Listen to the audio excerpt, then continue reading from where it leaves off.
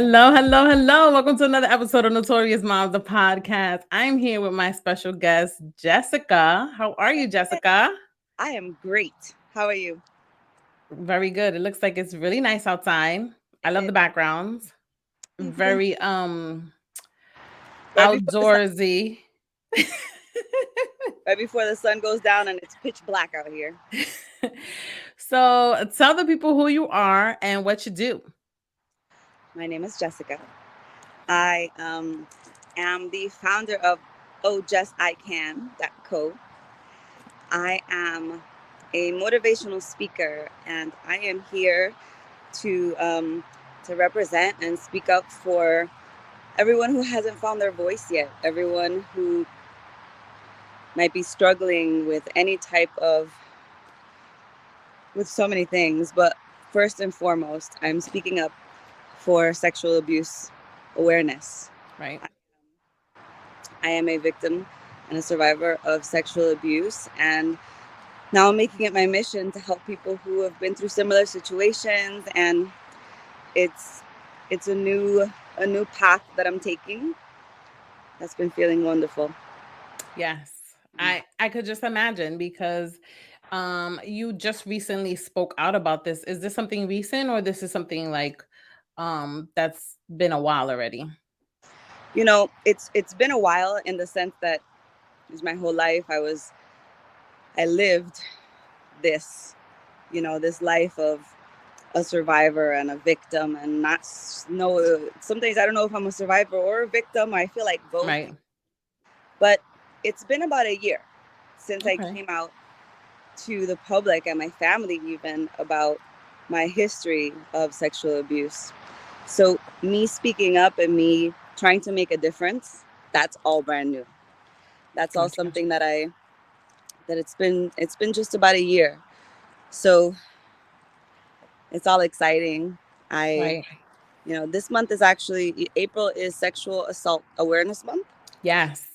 So I am making this month especially my mission to make sure I put out at least one fact a day about sexual assault, because it's an uncomfortable topic. So Very. I want to make it where people get a little bit more comfortable having uncomfortable conversations, and then hopefully there'll be a change, and Right. these horrible statistics and these numbers that are so crazy high, hopefully there's change and those numbers change. Right. Now I think that this is like a really this topic kind of resonates with me um because now when I had my son when I was 20, and I was very overprotective with him, even though he was a boy, right? Because there's also this thing about, you have to be more protective with your girls than your boys. I don't really believe in that. I think that when you have children, you have to protect them whether they're boys or girls. Absolutely. So, I spent all my years just like being very strict and very protective and um with my son. And then, 2 years ago I had a daughter. And that was a little difficult for me. I was really happy that I had a daughter, but it brought up all of these feelings, and most, like, the biggest feeling that I was feeling was fear, and it makes me like really uncomfortable as a parent, like especially now that she's going to be 3 soon, and she's going to be going to school. Yeah, And I know school is supposed to be a really protected place, but things still really, things happen anywhere. And as much as you try to protect your children, or protect your loved ones, things always happen. yeah. But it's honestly been so scary. Like I'm really afraid, and it's one of the things that I've been struggling with, because I just, I can't imagine how you were feeling before you spoke out about it and spoke out about your truth and gained your strength, because in talking about it, you gained your strength. And Yes. I'm just like, oh my God. So having gone through such an experience, like, what are some of the things that you would say to like parents, just to look out for, Hmm. or to be aware of, while raising their children? Hmm. That's a great question. And I think that one thing that is probably one of the biggest things that I think we need to do as parents is talk to our kids and Yes. allow them to say no to us, right? Because what happens is we teach our kids, I think a lot of times, especially maybe I know for sure in Hispanic backgrounds, there's certain things, you can't say no to your parent, or you can't um, go kiss grandma or go kiss grandpa because you have to, you know. Right. We have to start making changes so that if our kid doesn't want to give grandma and grandpa or their uncle or cousin or anybody a kiss, hello, and they don't have to, they could say no, Right. and that you be okay with your kid saying no to you. And that's something that I think is, you don't want your children, of course, to be disrespectful, Right. but to be able to have children that know that their word is respected Yes. is a big deal. Something as simple as I don't want to eat anymore. If you're full, they ate enough. They don't have to finish their whole damn plate. Right. And it's like we teach our kids, you have to do this way. And I think that it's really important to let our kids know, like, sometimes we're wrong as parents. Right. So when kids learn Unfortunately. that we admit that we're not perfect and that we could be wrong and it's okay, then they're not going to be as hesitant to come to us if they mess up or if something's wrong with them. Right. And then when it comes to abuse specifically, it's not so much about I want to prevent my kid from going here or going there because this will avoid them from ever being abused. Because the truth is, you never know what it happens within 1 second in Yes. any place. You know what Yes. I mean? So I think it's really more about how you communicate with your kids and let them know that it's not about what's right and what's wrong. It's more, did that feel right? Did something feel off? Right. Right. Your gut feeling. Talk to them about, teach them what a gut feeling is. Teach them what instincts are. You Yes. know, if something doesn't feel right, maybe we shouldn't go that way. You know what? Let's trust that. Let's go this way. Yes. Maybe you're right. Maybe something feels off about that. And give them credit for when they tell you things. Because even if it's something simple, like, this happened to my friend in school, that's a great opportunity to start talking to them and to use that example Right. as, but what would happen if something like that happens to you? You know what I mean? And so we have to try to do better when it comes to scolding our kids about what we think is right or wrong all the time. Right. As parents, we have to not make them feel like they're equal to us because, even though we're all equal, I just mean in a way like to make them feel like we're at the same level when we talk and I'm going to respect you. And most importantly, I'm going to believe you Yes. because I was always afraid of not being believed. So it doesn't matter how crazy it is. I don't care if you tell me it was your, I don't care if you say it was me, myself that did something disrespectful. I need you to tell me. And I'm Right. going to talk to you about it and we're going to work on it together and I'm going to believe you no matter what. Right. And sometimes we hurt our kids' feelings. Yeah. We say things that are, actually, the other day I found myself doing something and then I felt so bad because my Yes. daughter literally looked at me and she goes, "Ma, no means no." And I was like, I taught her that. Right? So I'm like, "You want another little piece of cake?" She's like, "Nah, I'm good." I was like, "Come on." I had like one little square piece of Entenmann's pound cake left, right? She doesn't want anymore. I thought it would be funny because I decided she's gonna eat it. I was like, "Here, you want it?" She's like, "No, I don't want." I was like, "You sure?" But it's just a little piece. I don't want. So I took the piece. I shouldn't be laughing because it's not nice, but I took the cake. I was like, "Come on, come on, come on, come on," and I made her. Like she ended up taking a bite, like and looking at me. She's like, "But I said no. No means no." And then I was like, I know it was stupid. It not stupid. It was simple It was because it was just a right. pound cake. But at the same time, I was like, shit, yo, she just freaking told me 3 times that she doesn't want it. And I'm here because in my mind, I don't see it as a big deal. Right. But as simple as a pound cake, it can be something like, I don't want you to give me a kiss on the cheek, and I just told you no Right. twice, and maybe it's not a big deal, but I said no, respect it. Right. And then she looked at me like I was being a little extra, I think, at one point, because I was like, look, Ariana, like, really, I'm really sorry. I just realized que me pasé. Shouldn't have done that. She's like, it's okay. But I'm like, that's how we learn. We're supposed to respect no's, Right. even if it's as simple as a piece of pound cake. Or, I saw a video of a mom pouring water on a kid's head. He was saying stop, and she thought it was funny to just keep doing it. Mm. But then what happens is you teach kids that when they say no, that word doesn't hold as much power as it should. Right. And you can say no, but somebody could not respect it. And then what happens is you grow up, and I used to say no sometimes, and if it wasn't respected, I would just think, oh, well, that's okay. Nobody ever respects me anyway. I'm used to it. Right.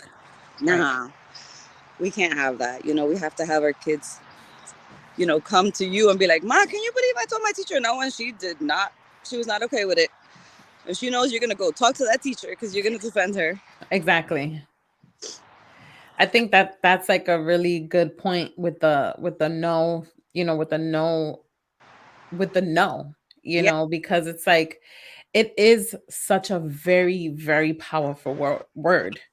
Because if someone is doing something to you that's making you feel uncomfortable, or they want you to stop doing something, your no should be like, that's your word, Yeah. that's your bond. I said no, leave me the fuck alone. You know what Exactly. I mean? Like, That's it. stop playing with me. Because if I Yeah. said no, I said no.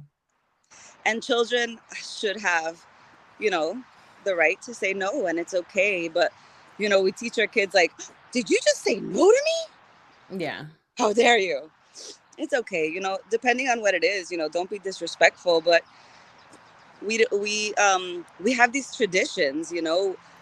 Oh, What if we, like, traditions. I don't think we should force our kids to sit on Santa's lap. What if Santa's a creep and he's getting off on all these fucking kids sitting on their laps? Or the Easter Bunny, the kids don't have to sit on the damn laps. Right. Let's make it where a kid feels like if I sit on somebody's lap, it's because I made that choice to do it, not like it's normal to sit on strangers' laps. Those are Right. little things that I think that maybe if we change little things like that, we'll teach our kids to have more respect for their private, their personal Their space. personal space. Right. So that there's not a creepy little Santa that's like, come on over here, and they're like, ooh, well, but it's Santa, so it's okay. Right. No, it's not. And first of all, what kind of tests do they run on these Santas? How do they know that these are not pedophiles and creeps and people just trying to get off on touching these kids? You never Right. know. And the crazy thing is that when you look at the statistics, over 90% of perpetrators get away with it. People don't tell on them. Right. So, and then the other thing is, some people are afraid of not being believed. Right. But then again, you look at the statistics, and under 10%, I think it's 6 point something percent of people have been proven to be not telling the truth. So Right. basically, they lied about the abuse. So less than 10% of people lie, which is it's basically nothing. And then people are still afraid of not being believed. And I get it. And so I think that with our children, it's really important for us to let them know that we're going to believe them no matter what. Right. And try to make them feel important when they talk to you about things. Listen to them. Let them know that you care about what they want to talk to you about. And even if it's something stupid like a video game that you don't like, if you pay attention, they're Right. going to be like, all right, I'm not going to talk to this person about that because they won't listen, but I'm going to talk to my mom because she's going to listen to me. And she Right. cares. My son and I, we talk about boxing all the time. And he knows that we have that in common, and we can talk about that, and we work out, and we have we have a nice relationship where he can come to me, and even if it's through sports that we bond and talk about things, Right. he'll be like, I want to tell you this, I don't feel comfortable talking to my dad about it because he won't understand. And I get so excited because I'm like, yes, talk to me. I'm your mom. That's the right choice. Tell me everything. Right. but but it makes me feel good because I get to hear him say things like, I trust you because of how our relationship is. I know he trusts me enough to talk to me about certain things. He talks to me about girls. My daughter talks to me about boys. You know, like they talk to me about so many things. And I hope that I'm building a relationship with them um, strong enough so that if God forbid, you know, anything ever happens, that they're They'll tell comfortable you. enough to come to me, you know? Right. Right. Yeah. Yeah, I have that relationship with my son too. Ever since we were, because we kind of like, I would say we kind of grew up together because I had my son when I was 20. He's 17 now. I'm 37. I'll be 38. And we're kind of like, even though he thinks I'm like this old bag because I'm gonna be 38, but like I'm hip with it, and I always tell him, I'm like, you can always talk to me, you can always let me know. And I actually just like 2 weeks ago, I had asked him that same very question. I sat down with him because it was something that I have never asked him. And it's something that we never spoke about. And I just came out and I'm like, has someone ever tried to, touch you inappropriately? Or have you been in a situation where, you felt uncomfortable? And he was like, no. He was like, not never. And I would have told you. He was like, I would have absolutely told you about that. And I was like, Yeah. okay, that makes me feel really good that if Yeah. something That's like that good. were to happen, um, you would feel comfortable telling me about it. Yeah. And you know, and I'm happy that you did that and that you asked him directly because um think about it. If how often, you know, do kids just not tell their parents so many things, you know? So Right. if it's something as simple as something made me uncomfortable and they're not sure if they should tell you, by asking your kids direct questions, you're eliminating that chance of if they think maybe I should tell, maybe I shouldn't. No, when Right. you directly ask, now they're like, now I Well, have what to am I say gonna yes or no. say? She's literally asking me a yes or no question. Like Right. I'm gonna tell, you know, Right. and then they'll be more open to talking to you. And I think, you know, again, open communication and not making them feel dumb when they talk, you know, Right. not making kids feel like you know less than me because even though we're older, we don't know everything. And a lot of times Very true. kids, you know, like you said that your son's 17, you know, my daughter this summer my kids turn 17 and 18. Oh And my wow. daughter's going to go to college this year, and that's another age, that's another, you know, Yes. college students are at a higher risk of abuse. And Yes. I want to make sure that I try to spread the word as often as possible. And even if it's like reminding kids that are going to college to make sure you, if you're going to go to a party together, come back together. You Right. know, don't leave a friend at the party because you think it's safe. And there's so many things and so many little things that we can do to make a difference that I wish that I could put it all together in one episode of, you know, Right. oh, just I can, you know what I mean? But it's Right. like, but the problem is there's too many little things that we need to change. So step by step, one step at a time. I think that it starts with the adults. It starts with new traditions, Yes. and if we don't take accountability for what we're doing wrong as parents, then we can't get mad when we don't see change. You know Right. what I mean? Right. For sure. We're quick to judge so many things and we're quick to say this person's raising their kid that way or this person's raising their kid this way, but everybody's different and we have to respect each other's differences and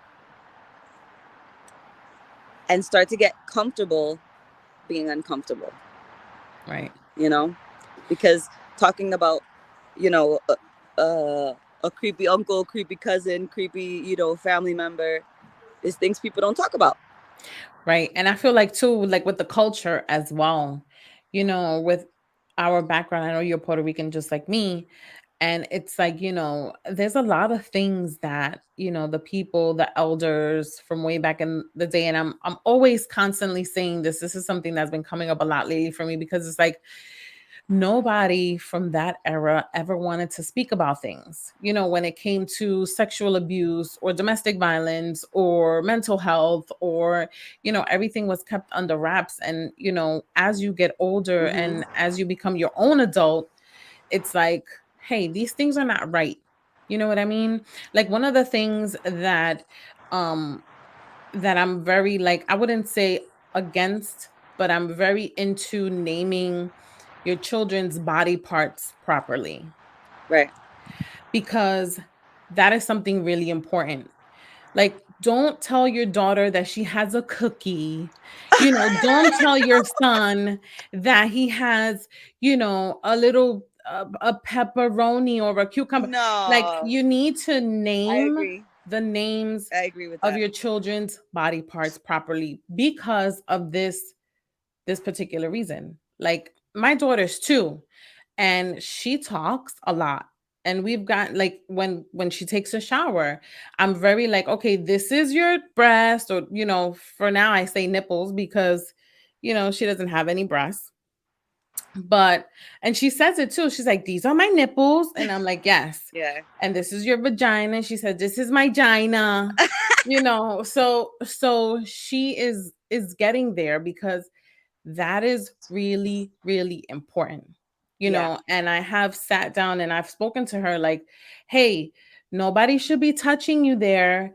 And it's funny because my husband heard her and I having this conversation, and he was like, it really made me cringe. He was like, but I'm happy that you're talking Oh, to her okay. like this. That's He was good. like, See? because I I'm happy that you're having this conversation now, because I want her to be aware and I want her to know, and I want her to be able to say, like, hey, this was that, because it happened so many times before. It has happened where it's like a kid comes home and is like, oh, someone touched my cookie, and it's just like, then the parents are just like, well, what are you talking about? And this is where, like, the non-believing Yeah, kind of comes in too, because it's like, okay, exactly. what are you saying? you know Yeah, exactly. so it's like very, very, very important to name the body parts correctly. I have a thing with that. And I Yeah. was like that with my son too. Yeah. I think that making sure that they understand what's private, Yes. um, is Personal important. space. They could say somebody touched me here and that didn't feel right. And another thing that I think is important is, sexual abuse is not always physical. It could be Yes. somebody made me look at these pictures. Somebody made me look at porn. Look, they showed me Right. this porn on my phone. There's creeps that do crazy things like that, and then little by little they want you to get comfortable seeing a picture. Oh, look at Right. this picture. So, or like telling you things or certain words or using certain language. And Yes. so I think it's important also to talk to our kids about, it's not just if somebody says something to you, touches you or physically does something to you, but also, did you have like a weird feeling with that person, and Right. why? How did you And feel? Yes. maybe they were talking to somebody else. Maybe you just heard them on the phone, saying inappropriate things, because somebody could fake that they're on the phone just because they want you to hear certain words that are going to trigger things. Mm-hmm. And perpetrators are smart. So, we got to try to teach our kids all the little ins and different ways that there's abuse. That's not just somebody touching you. And just so you know, a shoulder is an inappropriate place to touch too. It's not just the private parts. Right. You know, a stranger shouldn't be touching you, period. Right. So it's, it's that's why I talk about gut feelings and intuition, and if something just doesn't feel right, because it's not always touching in an appropriate place, or doing something that's inappropriate physically. It could be so many other things, words, pictures, and more. So, you know, It's I it's know that this is something I think a lot of people have a hard time with lately, or people who I've spoken to personally. They say, I was a victim of abuse, but I'm not going to tell my kids because I don't want to hurt them.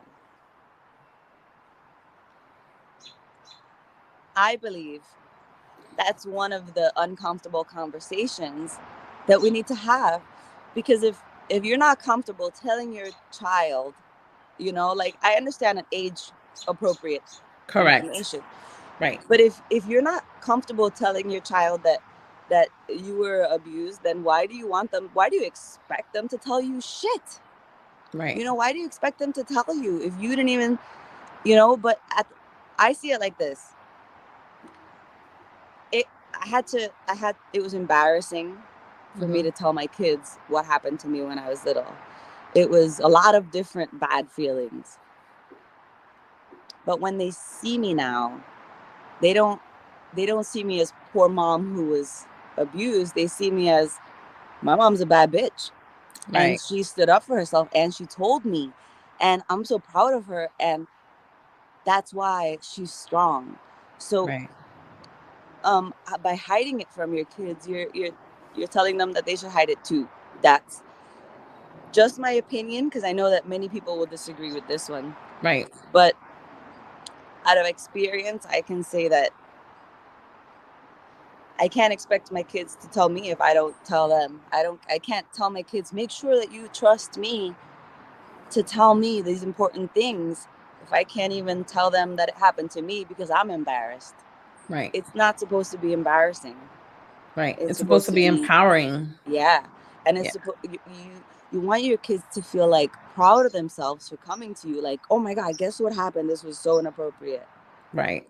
Not like, I can't tell because then I'm gonna be like, everybody's gonna know what happened to me, everybody's gonna know that who cares.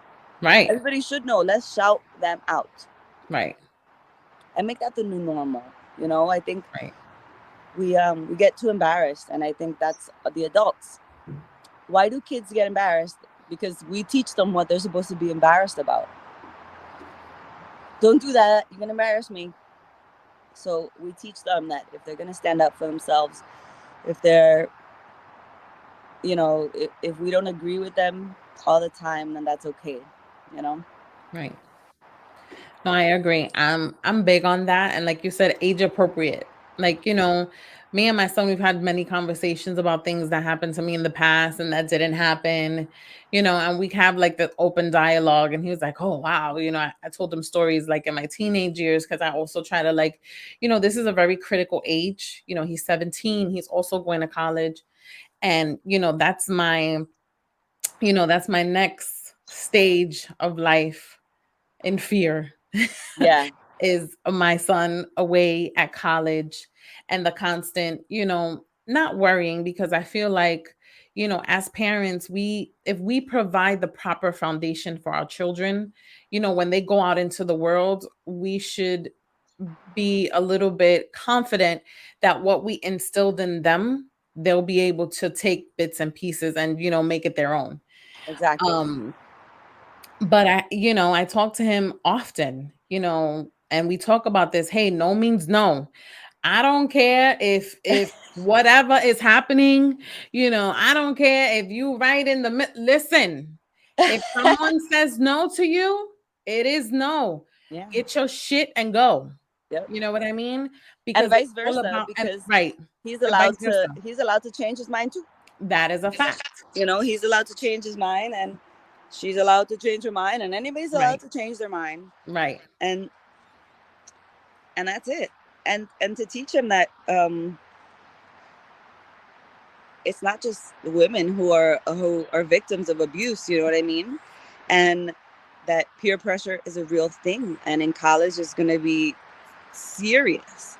And Mhm. that he doesn't have to feel like just because everybody's doing something that he has to do it.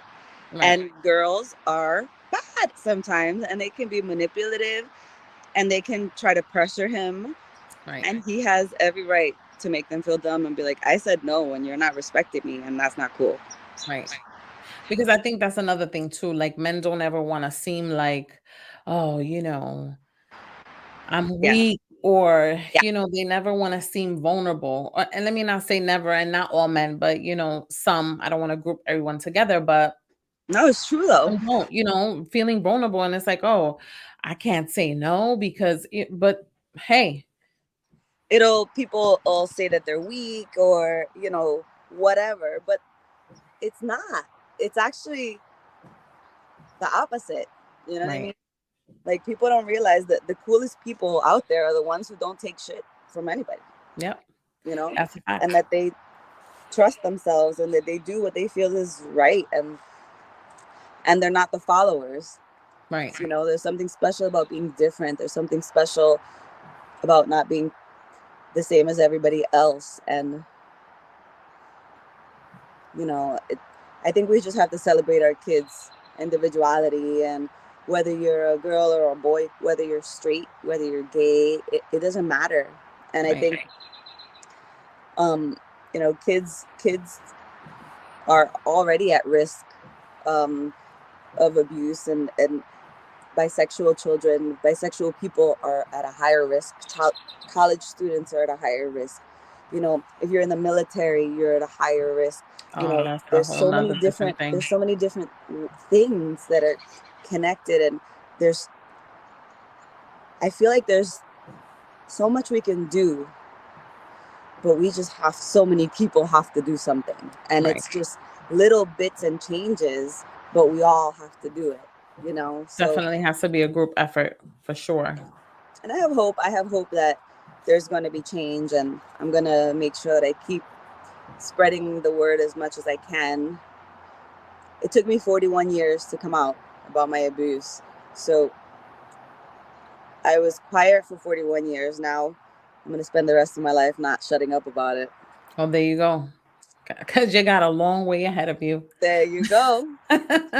So the takeaway from this whole conversation is, parents, be aware, pay attention, have and build communication with your children, and just be aware, and also gain the knowledge. You know, read, do some research. Google is out there, the Yep. internet is out there. If you feel something funny, if you seeing something funny, like Jessica said, trust your gut, trust your instincts. Believe your children is so important. And let's make these little changes Yeah. day by day. We gonna make a change. That's right. So Jess, tell the people where they can find you, girl. I am on Instagram at ojessican with dots in between. O.just.I.can. And I'm also on www.jessican.co. Not .com, just .co. .com was taken.